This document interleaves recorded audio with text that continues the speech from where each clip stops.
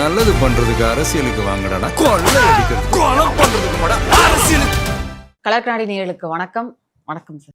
வணக்கம் பூழி சார், நம்ம வீடியோல பல நாள் கேட்டுட்டு இருந்த டிஎம்கேவோட ரிப்போர்ட் ஒன்று வந்திருக்கு. போஸ்ட்மார்ட்டம் ரிப்போர்ட் ஒன்று வந்திருக்கு சார். அந்த 36 பேர் கொண்ட குழு சூட் கேஸ்லாம் எடுத்து வந்திருக்காங்க சார். என்ன மாதிரி ஃபைல்ஸ், அவ்வளோ ஃபைல்ஸ் இருக்கு அதுல. ஆமா, எப்ஸ்டீன் ஃபைல்ஸை விட இந்த ஃபைல்ஸ் பெரிய ஃபைல்ஸ். ஆமா, அந்த மாதிரி கொண்டு வந்திருக்காங்க. அதுல வந்து முக்கியமான குற்றச்சாட்டு யார் மேல வைக்கிறாங்க திமுகல இருந்து அப்படின்னு பார்த்தோம்னா, மாவட்ட செயலாளர்கள் தான் காரணம் போட்டாங்க.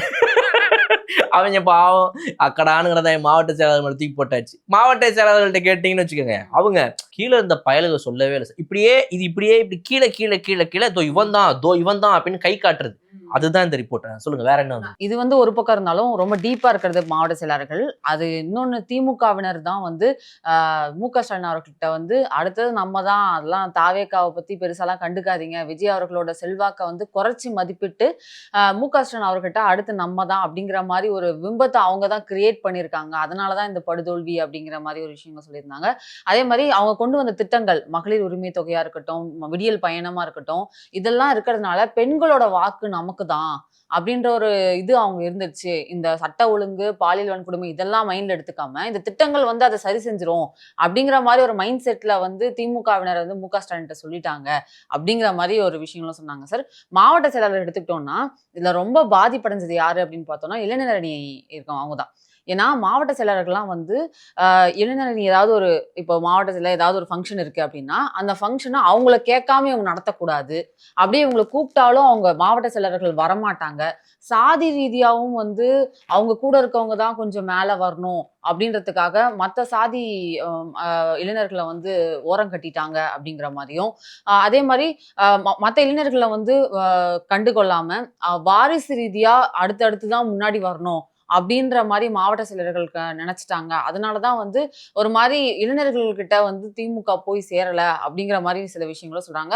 உள்ளே நிறைய அதிருப்தி இருக்குது அப்படிங்கிற மாதிரி சொல்றாங்க. இதுல ஆன் டாப் ஆஃப் எவ்ரிதிங் இன்னொன்னு என்ன ஆட் பண்ணிக்கிறாங்க அப்படின்னா, இது நம்ம சேகர் பாபு அவர்கள் வந்து அவருக்கு வேண்டியப்பட்டவர்களுக்கு நிறைய பொறுப்புகளை கொடுத்து கட்சியில அவர் அதுக்கான ஒரு லாபியை கிரியேட் பண்ணி வச்சனால அதை மீறி யாருமே வேற எதுவுமே செயல்பட முடியல அப்படிங்கிறதையும் அதுல மென்ஷன் பண்ணியிருக்காங்க. ஸோ இப்போ அது மூலமா என்ன தெரிய வருது அப்படின்னா, ஒரு லேயர் மாதிரி சேகர் பாபு அவர்கள் ஃபார்ம் பண்ணிட்டு அதிமுக அங்க கிளம்பி வந்து திமுக உட்கார்ந்து மட்டும் இல்லாம இவர் தான் வந்து இப்ப சிஎம்க்கு எல்லாமே, சிஎம் உடைய first option left hand right hand சொல்றாங்களா, அது மாதிரி வந்து இவர் தான் அப்படிங்கிற மாதிரி ஆயிட்டாரு, ஒரு ஹேண்டா இவரு அப்படின்றத நிறைய பேருக்கு பிடிக்காம இருந்திருக்கு. உள்ளுக்குள்ள இருக்கிற இந்த ஆஸ்தான திமுகவினர் இருப்பாங்கல்ல, அவங்களுக்கு எல்லாம் என்னவா இருந்திருக்கும் அப்படின்னா, இப்பதான் வந்தாரு உள்ள, இவர் தான் இப்ப எல்லாமே சிஎம்க்கு, அப்ப நாங்களாம் யாருன்னு உள்ளுக்குள்ள சில பேர் இருந்திருக்கும். கண்டிப்பா அந்த மூத்த அமைச்சர்கள் திமுகவினருக்காகவே அப்பல இருந்து இருக்கிற ஆஸ்தான திமுக அமைச்சர்கள் யாருன்றத நீங்க தெரியும், மைண்ட்ல வச்சுக்கோங்க. அந்த ஒரு 10 பேர் இருப்பாங்க, ஒரு 8 பேர் இருப்பாங்க வச்சுக்கோங்க, ஒரு 4 பேர் முக்கியமானவங்க அதுல இருப்பாங்க. ஸோ இப்ப அவங்களுக்கு எல்லாம் என்ன அப்படின்னா, என்ன ஒரே இருக்காது. அப்ப இந்த போஸ்ட்மார்ட்டம் ரிப்போர்ட்ல இதை போடு ஆமா அப்படின்ட்டு அவங்க தரப்புல இருந்து அதை எல்லார்ட்டையும் வச்சு போட்டு எப்படியாவது இவரை வந்து வத்தி விட்டுணும் இந்த கட்சியில இருந்து அப்படின்னு ஒரு ஸ்கெட்சையும் போடுறாங்க அவருக்குன்றத. இன்டர்னல் ஸ்கெட்ச் இதுல ஒண்ணு வெளியே வந்திருக்கு. அது இல்லாம இப்ப நீங்க சொன்ன பாயிண்ட்ஸ்ல நிறைய பாத்தீங்க அப்படின்னா ஓரளவுக்கு உண்மையையும் பேசியிருக்காங்க அவங்க. அதாவது இதுதான் நடந்திருக்குங்கிற ஓரளவுக்கு சில உண்மைகளை ஒத்துக்கிட்டு இருந்திருக்காங்க. எல்லா உண்மையும் இப்படி ஓப்பனாகவும் சொல்ல முடியாது இல்லையா. அதனால நம்ம கண்களுக்கு பட்ட உண்மைகள்ல இதெல்லாம் ஒண்ணு. முக்கியமா பாத்தீங்க அப்படின்னா வந்து கட்சியில இருக்கிற யாருமே கீழே இருந்து இல்லையா விசிலுக்கு ஓரளவுக்கு இருக்குது, கிரவுண்ட் ரியாலிட்டியில ஏதோ இருக்குதுன்றத சொல்லாம ஓட்டது மிகப்பெரிய ஒரு இதுன்றான். அப்ப நான் என்ன கேட்கிறேன், உங்களுக்கெல்லாம் எங்க போச்சு? கீழே இருக்கிறவங்க என்ன என்னப்பா என்னது எனக்கு இவங்க அதுக்கு தான் சொல்றாங்க, இவங்கெல்லாம் இந்த மன்னர்கள், குறுநில மன்னர்கள். எக்ஸாக்ட்லி இந்த பாயிண்ட் யூஸ் பண்ணிருக்காங்க சார். மாவட்ட செயலர்கள்லாம் வந்து சிற்றரசர்கள் மாதிரி அவங்கவுங்க மாவட்டத்துல செயல்பட்டது வந்து பெரிய தவறா இருக்கு. இது என்ன இந்த 5 வருஷம் மட்டுமா அப்படி இருந்தாங்க? அதுதான் இவங்க 50 வருஷமா அப்படித்தானே இருக்காங்க. இது என்ன புதுசா என்னமோ இன்னைக்குத்தான் அதெல்லாம் திமுக இதெல்லாம் நடக்குதுங்கிறது இப்பதான் இதெல்லாம் நீங்க எழுதி கொடுத்து ஸ்டாலின் அவர்களுக்கு தெரிய போகுது. நீங்க சொன்னதை கொஞ்சம் ஒண்ணா சொல்லுங்களேன். அந்த ஜோக் கொஞ்சம் மறுபடியும் கேட்போம். ஃபர்ஸ்ட் பாயிண்ட் என்ன சொன்னீங்க? மாவட்ட செயலர்கள் வந்து அவங்கவுங்க மாவட்டத்துல வந்து சிற்றரச குறுநில மன்னர்களா செயல்பட்டது தான் வந்து காரணம். ஊருக்கே தெரிஞ்ச விஷயம், ஸ்டாலின் அவர்களுக்கும் தெரியும். ரைட்டு, அடுத்தது அது மட்டும் இல்லாம தேர்தலுக்கு முன்னர் திமுக தலைவர் மு.க. ஸ்டாலினுக்கு கட்சியினர் அதீத நம்பிக்கை அளித்ததாக தகவல். உண்மையை மறைத்து திமுக தலைவரிடம் நாம் தான் வெற்றி பெறுவோம் என்று கட்சியினர் கூறியதாக பாரு இப்ப இங்க வரேன். இப்ப இந்த குறுநில மன்னர்களுக்கு சரி ரைட், குறுநில மன்னர்களா இருந்துட்டாங்க. அவங்களாம் வந்து என்னப்பா ஊரில் என்ன நடந்து கொண்டிருக்கிறது, அமோகமாக இருக்கிறதா விளைச்சல் அப்படின்னு கேட்டா, ஆமாம் ஐயா, ஆமாம் அமைச்சரே, ஆமாம் மன்னரே, நடந்து கொண்டிருக்கிறது நமது ஆட்சி அப்படின்னு இது மாதிரியே இருந்துட்டாங்க. ரைட்டு, நீங்களும் அப்படித்தான் இருந்தீங்களா அப்ப ஸ்டாலின் அவர்களே? அவர் என்ன பண்ணியிருக்கணும்? இவ்வளவு வருஷ அரசியல் இருக்கிறவரு, இவ்வளவு புரிதல் இருக்கிறவங்க, ஒருத்தவங்க வந்து கீழே இருந்து ஒருத்தவங்க மேல சொல்லணும், மாவட்ட செயலாளர் வந்து எம்எல்ஏட்ட சொல்லணும், எம்எல்ஏ வந்து மினிஸ்டர்கிட்ட சொல்லணும், மினிஸ்டர் வந்து சிஎம் இப்படிலாம் நடந்துட்டு இருந்துச்சுன்னா 5 வருஷம் முடிஞ்சு போயிடும். இதுலேயே நீங்க அங்க ஒரு மெசேஜ் அனுப்பி அந்த மெசேஜ் இங்க வந்து இதென்ன எந்த உலகத்துல இருக்கிறீங்க நீங்களா? 2026 வந்துட்டு இவங்க என்னமோ புறால இன்னும் வந்து நியூஸ் அனுப்பிக்கிட்டு இருக்கிறாங்க. புறா மூலமாக வந்து ஒரு கடிதத்தை எழுதி புறாவோட காலில் கட்டி இங்கிருந்து புறாவை இவங்க பறக்க விடுவாங்களாம். இந்த புறா இங்கிருந்து இவங்க இருக்கிற இந்த என்னது வார்டு கவுன்சிலர், வட்ட செயலாளர், இவங்க மேல இருக்கிற அதிருப்தியை யாராவது தொண்டர்கள் வந்து எழுதி மாவட்ட செயலாளருக்கு போடுவாங்களாம். அந்த புறா இங்கிருந்து பறந்து மாவட்ட செயலாளரின் அரண்மனைக்கு போகுமா. மாவட்ட செயலாளர் என்ன புறா வருகிறது அப்படின்னு அதை பார்த்துட்டு அதை அப்படியே அங்கேயே மறைச்சு வச்சுடுவார். என்னடா பேசிக்கிட்டு இருக்கீங்க நீங்க, என்ன பேசிக்கிட்டு இருக்கீங்க? அப்ப ஸ்டாலின் அவர்கள் வந்துட்டு போன முறை பண்ணதெல்லாம் வந்து சும்மா ஸ்கேமா? யூஸ்வலாகவே எல்லாரும் ஸ்கேமும்பாங்க டிஎம்கே பார்த்து. நான் என்ன கேட்குறேன், உங்கள் வீடு இல்லம் தேடி ஸ்டாலின், ஆமா உங்கள் கனவுகளை சொல்லுங்கள், உங்கள் கனவுகளை சொல்லுங்கள், இதெல்லாம் அப்ப எங்க போச்சு? கரெக்ட், அதுல ஒழுங்கா இம்ப்ளிமெண்ட் ஆகலாம். இம்ப்ளிமெண்ட்ல அப்ப சும்மா அது ஸ்கீமே கிடையாது, ஸ்கேம்னு. அதுக்கு தான் நான் திரும்ப திரும்ப சொல்றேன். அதெல்லாம் சொல்லுங்க, நான் கேட்கிறேன், நாடே டேரடியா கேட்கிறேன், உங்க முதல்வர்டா டேடி நான் கேட்கிறேன் அப்படின்றீங்களே. அப்ப என்னத்தை கேட்டீங்க நீங்க? அப்போ எதையுமே நீங்க எடுத்து படிக்கல. அதுல எழுதியிருக்கான் அவன் வரிசையா, ஐயா எங்க ஏரியாவெல்லாம் விசு நல்லா வந்துக்கிருக்கியா, மாத்தி எதனா பண்ணுங்க, இல்லைன்னா உங்களை ஒரேடியா தூக்கி வெளியே உட்கார வச்சிருவாங்க அவன் எழுதி போட்டிருக்கான் அன்னைக்கே. நீங்க அதை எடுத்து படிக்காம இன்னைக்கு வந்துட்டு ஒரு போஸ்ட்மார்ட்டம் ரிப்போர்ட் ஒன்று கேட்குறீங்க. நீங்க 36 பேர் கொண்ட குழுவை போட்டு அது கடைசியா வந்திருக்குது. அதுல பார்த்தா ஸ்டாலின் அவர்களுக்கு எதையும் கொண்டு சேர்க்கவில்லை. ஓப்பன் பண்ணுங்க சார், டிவியை போட்டு தினமும் பாக்குறீங்க, வண்டி எடுத்துட்டு வேகமா கிளம்பி போறீங்க. ஒரு நாளும் உங்களுடைய சித்தரஞ்சன் சாலை செனட் ஆஃப் ரோட்ல இருந்து கிளம்பி இதுக்கு போறாரு, அது என்னது அறிவாலயத்துக்கு போறாரு. அங்கெல்லாம் போற வழியில ரேடியோ கூட கேட்க மாட்டீங்களா? டிவி பார்க்க மாட்டீங்களா? யூடியூப் பார்க்க மாட்டீங்களா? உலகமே வந்துட்டு ஒருத்தர் வீட்டை விட்டு வெளியே போனாருன்னா அங்கிருந்து வண்டியில கிளம்புறதுல இருந்து ராத்திரி வரைக்கும் அவரை பத்தியே பேசுது. அவ்வளவு கூட்டம் வருது அவரை சுத்தி. விஜய் இவங்க கண்டுக்கலன்னு சொல்றாங்க சார். சிஎம் விஜய் அவர்களை இவங்க கண்டுக்கல அப்படின்னு சொல்றாங்க சார். ஒரு பிரச்சாரத்துக்கு அவர் போகும்போது எவ்வளவு லட்சக்கணக்கு, 8 லட்சம் 10 லட்சம் அவ்வளவு மக்கள் அவர் வந்து பாக்குறாங்க. உடனே கூட்டம் எல்லாம் வாக்கா மாறாது. கூட்டமே இல்லை, பொய் சொல்கிறார்கள். அப்ப உங்களுக்கு வந்து கூட்டம், நாங்கள் ரூபாய் கொடுத்து கூட்டி வந்தோம், அது உண்மையான கூட்டம் அப்படின்னு அந்த கூட்டத்தை ஏளனப்படுத்தினீங்க.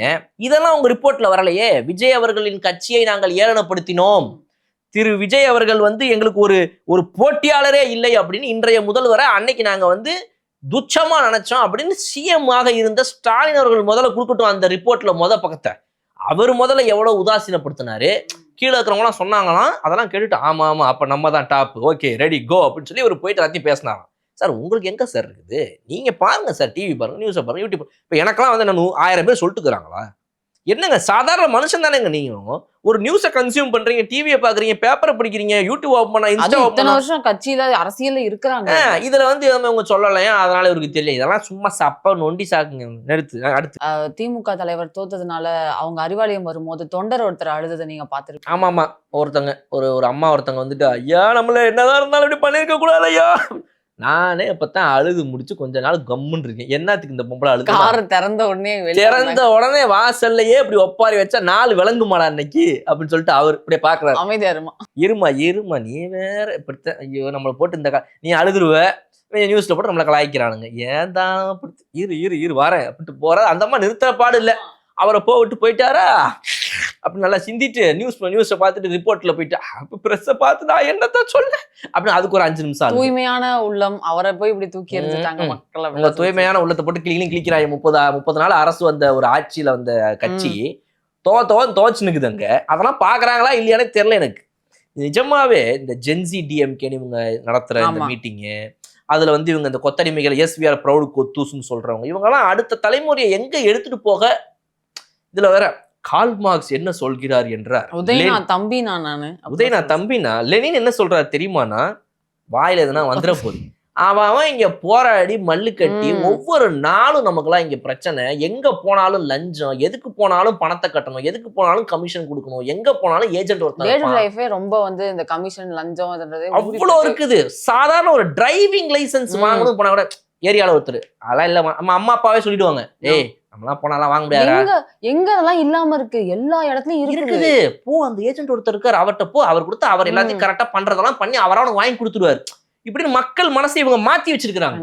எவனாவது ஒருத்தன் போனானா நானே போய் வாங்கிப்பேன்டா அப்படின்னு சொல்லி போனா அவன் வாங்க முடியாத மாதிரி அங்க ஒரு சூழ்நிலை ஏற்பட்டா, ஓ இப்ப உங்க சொன்னது கரெக்டா தான் போலயே, எதையும் நம்ம டைரக்டா பண்ண முடியாது போல, எல்லாமே வந்து ஏஜென்ட் மூலமா தான் போகணும் போல நம்ம மைண்ட் அப்படியே மங்கி போக வச்சிருக்காங்க இவங்கலாம். ஃப்ரம் பர்த் சர்டிஃபிகேட்ல இருந்து டெத் சர்டிஃபிகேட் வரையும் சார் நம்ம என்னென்னலாம் அஃபிஷியல் டாக்குமெண்ட்ஸ் வாங்குறோமோ அது எல்லாத்துக்குமே காசு. 90கள்ல மனிதத்தனமே இவங்க அவங்க படத்துல எல்லாம் இவங்களை போட்டு விழுவிழு வெளுத்துட்டாங்கம்மா. 90கள்ல வந்த சங்கர் படத்துல இவங்க எல்லாம் போட்டு வெளுத்துட்டாங்கம்மா. சங்கர் படத்துல என்ன அடி அடிக்கிறாங்க, போட்டு கிடி கிடி கிடிக்கிறாங்க.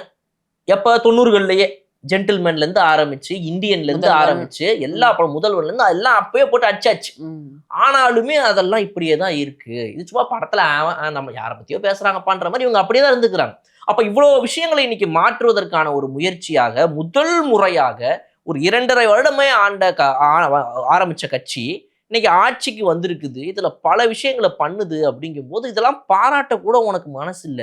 நம்ம ஜென்ரேஷன்ல உட்கார்ந்து இருக்கிறவங்க இன்னுமே வந்து கால் மார்க்ஸ் லெனின்னு ஊத்துறானுங்க.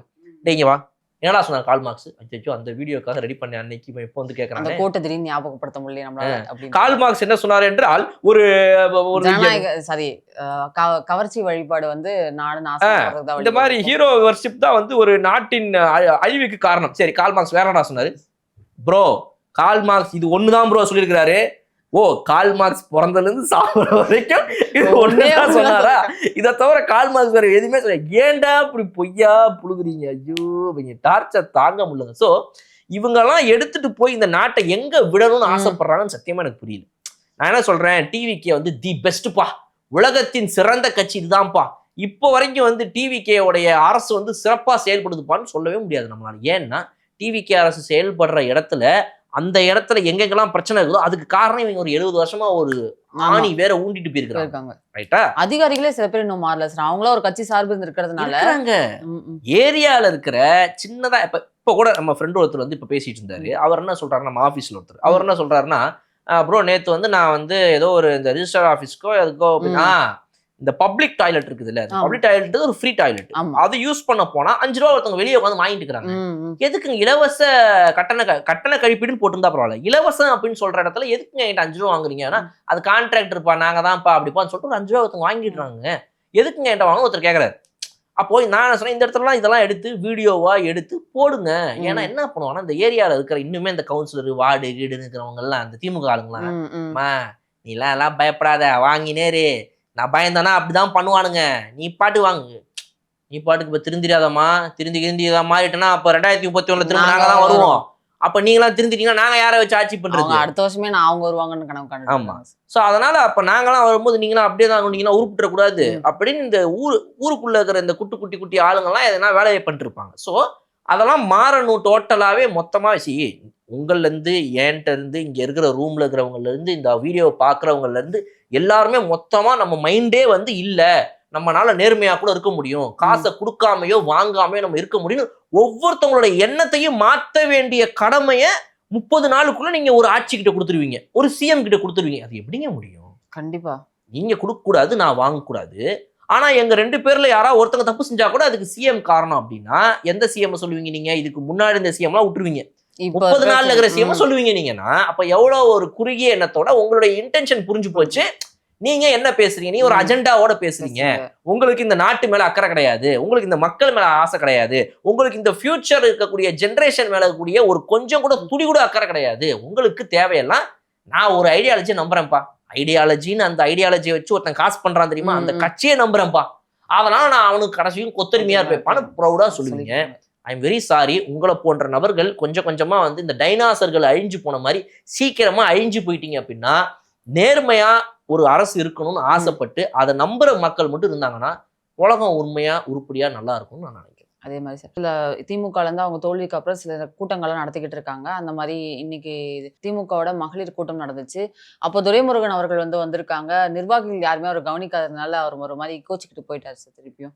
அது நம்ம உள்கட்டமைப்பே ரொம்ப சிதைஞ்சு போயிருக்கு திமுகல அப்படிங்கிற மாதிரி எல்லாரும் துரைமுருகன் அவர் எவ்வளவு கட்சியுடைய மிகப்பெரிய பொறுப்புல இருக்கக்கூடிய அமைச்சர்களாக இருந்தவங்களுக்குலாம் ஒரு அப்படிலாம் இருக்காதுங்க. யாராவது கண்ணாடி அன்னைக்கு எல்லாருக்கும் அங்க இருந்தவங்களுக்குலாம் மெட்ராஸ் ஐயா இருந்திருக்கும். இல்ல அவங்க எல்லாருமே ஒரு வேளை அன்னைக்கு கண்ணாடி போடாம வந்திருப்பாங்க. அவங்களுக்குலாம் பவர் -10 இருக்கும். பக்கத்துல இருந்தவர் பொதுச் செயலாளர்ன்றது தெரியாம இருந்திருக்கும். அதனால ஒரு வேளை அவரை பார்க்காம இருந்திருப்பாங்க. அதுக்காகலாம் கட்சியிலேயே இன்னைக்கு கட்சியே உடஞ்சு போச்சு, சிதைஞ்சு போச்சு, இவங்கனாலதான்ப்பா நம்மலாம் இப்படி ஆனோம் அப்படின்னு யாருமே அதெல்லாம் வேற ஏதாவது ஒரு கட்சி முன்னேற்றத்தை நோக்கி போற ஏதாவது ஒரு கட்சியில தான் நடக்கும். வி ஆர் ப்ரௌட் கொத்தூஸ் அப்படின்னு சொல்லக்கூடிய கட்சியில இருக்கும். அதெல்லாம் ஐயா இருங்கய்யா, அடுத்த எலெக்ஷன் நம்ம ஜெயிக்கிறோம், எக்ஸ்ட்ரா 5000 கொடுக்குறோம், ஜெயிக்கிறோம், உள்ள போறோம், 10,000 எடுக்கிறோம், திரும்ப வாங்க அப்படின்னு இருக்கக்கூடிய இடத்துல இந்த மாதிரிலாம் நடக்கும். அடுத்து அதே மாதிரி முன்னாள் அமைச்சர் வைத்தியலிங்கம் அவரோட கேஸை திருப்பி ஓபன் பண்ணிட்டாங்க. எப்படி கே நேரு அவர்களோட கேஸ் ஓபன் பண்ணாங்களோ அந்த மாதிரி இவங்க கேஸையும் ஓபன் பண்ணிருக்காங்க. இவர் ஒரு பேர் கேஸ் ஓபன் பண்ண மாதிரி பேசிக்கிட்டு இருக்கீங்க. எவ்வளவு பெரிய கேஸ் அதெல்லாம். ஒருத்தர் அமைச்சரா இருந்தவர் அங்க இருந்து தாவி இங்க இருந்து அங்க ராஜினாமா பண்ணிட்டு அதுக்கப்புறம் அங்க இருந்து இங்க தாவி அந்த கேஸ் நடக்குதுன்றதுனால இங்க தாவனாரு. இங்க வந்த உடனே அது அமைதியாயிடுச்சு. திருப்பி ஓபன் பண்ணிருக்காங்க. இப்படியே டிவிக்கு அரசு ஒன்னொன்னையா ஓபன் பண்ணிக்கிட்டு இருந்துச்சு அப்படின்னா யார் எங்கெங்கெல்லாம் கடையை க்ளோஸ் பண்ணிட்டு வீட்டுக்கு போகணுமோ இதுக்கப்புறம் அப்படின்றது தெரியல. பட் இதோடைய நடவடிக்கைகள் துரிதமா இருந்து நியாயமான முறையில உடனடியாக ஆக்ஷன் எடுக்கப்பட்டு இதெல்லாம் பண்ணிச்சுன்னா இது ஒரு எக்ஸாம்பிள் செட் பண்ணுவோம், சும்மா கிடையாது. ஏன்னா நீங்க ஒரு சட்ட ரீதியான நடவடிக்கை யார் மீது எடுக்கப்படுகிறது, எதுக்காக எடுக்கப்படுகிறது. ஏன்னா இதுக்கு முன்னாடி இருந்த ஆட்சியில பாத்தீங்க அப்படின்னா இவங்க அவங்கள பழி வாங்கணுன்றதுக்காகவும் அவங்க இவங்கள பழி வாங்கணுன்ற ஒரு இது வந்துச்சு. ஆனா இது நீங்க பாத்தீங்க அப்படின்னா கம்ப்ளீட்லி ஒரு மாற்றத்தை நோக்கி போகக்கூடிய அரசு ஏமாற்றத்தை யாரெல்லாம் பண்ணாங்களோ அவங்கள உள்ள தூக்கி வைக்க வேண்டிய டைம் அப்படின்னு சொல்லி ஸ்மாக்கப் போடுறாங்க. இது வரவேற்க தக்கது. கண்டிப்பா சார். அதே மாதிரி தமிழ்நாடு காங்கிரஸ் தலைமை மாறுது அப்படிங்கிற மாதிரி சொல்றாங்க சார். செல்வ பெருந்தகை அவர்கள் அவர் என்னதான் காங்கிரஸ்ல இருந்தாலுமே அவர் திமுகவுக்கு சார்பா தான் செயல்படுறாரு அப்படின்ற சில விஷயங்கள் தான் அவர் என்ன சொன்னார்னா, இது காங்கிரஸ் தேர்தல் முடியட்டும், திமுக ஜெயிக்கும், அப்ப நான் மாறுறேன் அப்படிங்கிற மாதிரி சில விஷயம்லாம் சொன்னாரு. ஆனா இப்ப அதை ஃபுல்லா அப்படி டோட்டல் கேம் வேற மாதிரி மாறிடுச்சு. அவர் இப்போ தலைமையில இருந்து தூக்கப்பட்டு மாணிக்கம் தாக்கூர் தான் தலைமையா வரப்போறாரு அப்படிங்கிற மாதிரி செல்வ பெருந்தகை அவர்கள் உடல் மண்ணுக்கு உயிர் திமுக இருக்கிற கட்சி வேற, சப்போர்ட் பண்ற கட்சி வேற அப்படின்ற மாதிரி இருந்தனாலயோ என்னமோ தெரியல அவரை இந்த மாதிரி ஒரு முடிவு எடுக்கிறாங்க. பட் இது வெரிஃபைட் நியூஸாக இருக்குமெனில் கண்டிப்பாக அவங்க எதிர்பார்த்த இது ஒரு டிவிகே கவர்மெண்டோட அலையன்ஸோட ப்ராப்பரா ஒத்து போகிற ஒரு தலைமை இருந்தாதான் செட் ஆகுன்ற ஒரு எண்ணத்துல இருந்திருப்பாங்க. அந்த வகையில பார்க்கும்போது ஏன்னா இப்ப எப்படி ஒரு 4.5 வருடம் இன்னும் பாக்கி இருக்குது. மீன் திமுகவோட இது கான்செப்ட் படி பார்க்கும்போது இன்னொரு ஒரு 3 மாசம் தான் இருக்குது.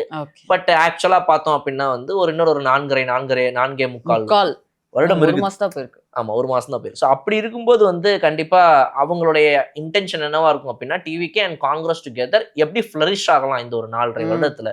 அடுத்து நம்ம ஒரு 4.5 இயர்ஸ் முடிஞ்சு அடுத்த எலெக்ஷன் வரும்போது டிவிகே கிட்டேயே நம்மளுடைய ஷேருங்கிறது நம்ம அட்லீஸ்ட் ஒரு 50 சீட் வாங்க முடியுமா, 60 சீட்லாம் வாங்க முடியுமான்றத நோக்கி தான் காங்கிரஸோடைய பயணம் இப்போல இருந்து ஆரம்பிக்கும். அதுக்கு அவங்க வேகமா செயல்படணும்.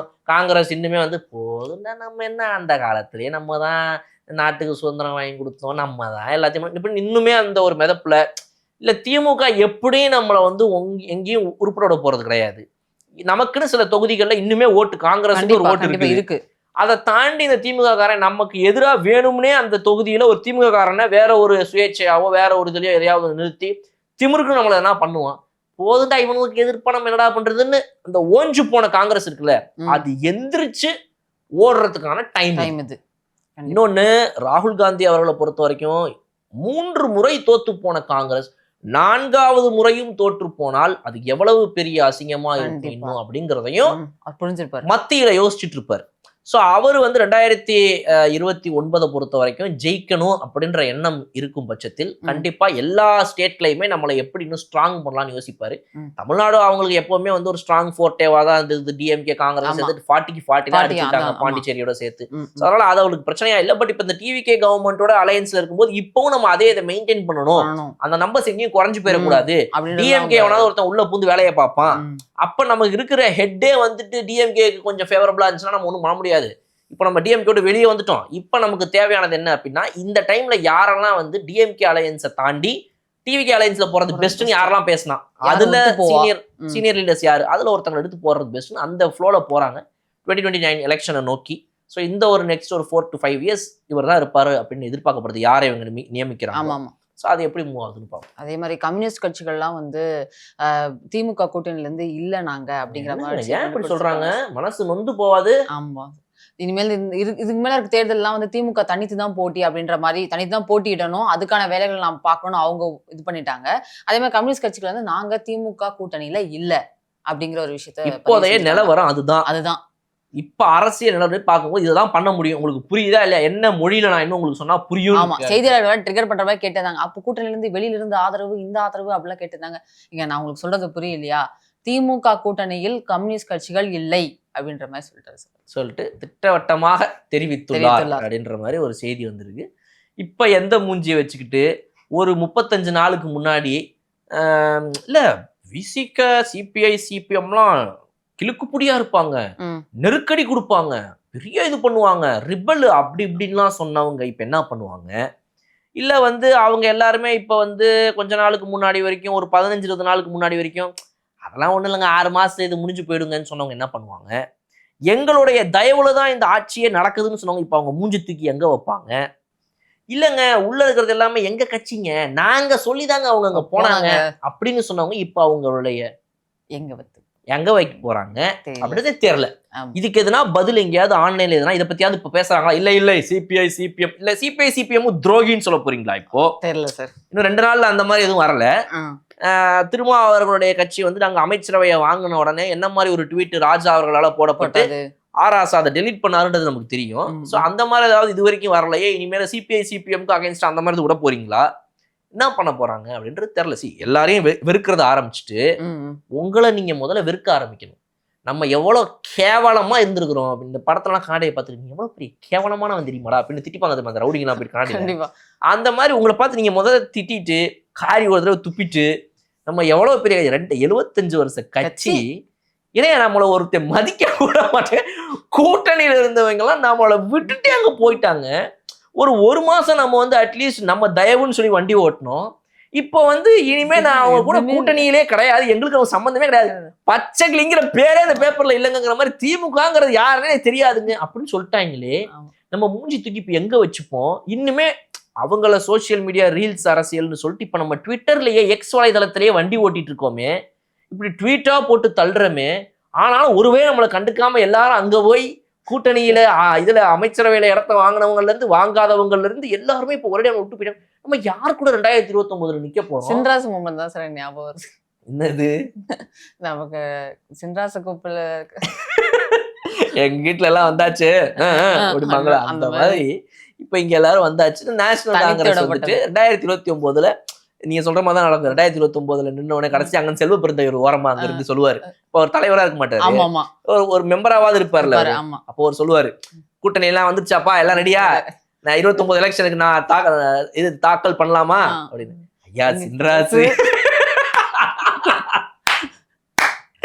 என் ரூட்ல எல்லாம் வந்தாச்சு அப்படின்னு பாரு. அங்க திமுக அப்படியே சைலண்டா இருக்கும். சரியான கண்டென்ட். ஸோ அந்த மாதிரி ஒரு நிலைமையை நோக்கி போறோமேன்ற அந்த அக்கறையோட தன்னைத்தானே திட்டிக்கிட்டு நம்ம எங்கெங்கெல்லாம் தப்பு பண்ணோம், என்ன பண்ணோம், நம்ம ஒரு வீடியோ 10 பாயிண்ட் சொன்னோம் பாருங்க. ஆமா, அந்த 10 பாயிண்ட் கொண்ட வீடியோ அதே போதும் சார் அவங்க தெரிஞ்சதுக்கான. அவ்வளவுதான். மக்கள்லாம் சாரையா வந்து ஓட்டு போடுவாங்க. என்னையா சொல்ற, திமுக அப்படி பண்ணிருச்சா, தாவேக்காவது விசிலாவது ஓட அந்த பக்கம் அப்படின்றாங்க. சூரியன் கிளம்பி எல்லாம் வந்து ஓட்டு போட ஆரம்பிச்சிருவாங்க. அதுக்கு நீங்க எதனா பண்ண முடியுமான்னு பாருங்க. இப்படியே உட்காந்து ரீல்ஸ்லையும் ட்வீட்லையும் புலம்பாதீங்க. உண்மையே தவற ஒத்துக்கிட்டு மூவ் ஃபார்வேர்டு. ஏன்னாங்க இப்ப இருக்கிற காலத்துல ஒரு லவ் ஃபெயிலியர் ஆனா கூட வந்துட்டு அடுத்ததை பார்த்துட்டு போடா தம்பி வாழ்க்கையில ஏன்டா அப்படியே அதுலயே இருந்து தாடி வளர்த்துட்டு இதெல்லாம் பண்ற அப்படின்னு சொன்னதெல்லாம் போய் இப்போ வாரணமாயிரம் சூர்யா மாதிரிலாம் யாருமே இருக்கிறது கிடையாது. இப்பெல்லாம் இந்த இப்ப இந்த ஜென்ரேஷன்லாம் ஓரளவுக்கு நல்லாவே எல்லாம் முன்னேறி வந்துட்டாங்க. ஓகே செட் ஆகலையா ஓகேன்னு டீசெண்டா ஒரு ப்ராப்பரான ஒரு பிரேக்கப் பண்ணிட்டு உன் லைஃப் நீ பாரு என் லைஃப் நான் நீங்க இன்னுமே உட்காந்து என்ன விட்டு போயிட்டா மச்சான் அஞ்சல மச்சான் அப்படின்னு இன்னும் சரக்க போட்டு புலம்பிட்டு தாடியை வளர்த்துட்டு என்ன பொழப்பு இது? முன்னேற சொல்லுங்க, போங்க சொல்லுங்க. இந்த டிஎம்கே அவங்க போஸ்ட் பண்ண ரிப்போர்ட் வச்சு ஏதாவது மாத்துறாங்களா அப்படின்னு பார்க்கலாம். அதே மாதிரி வேற சில முக்கியமான விஷயங்கள் அடுத்த டிஸ்கஸ் பண்ணுவோம் சார். தேங்க்யூ.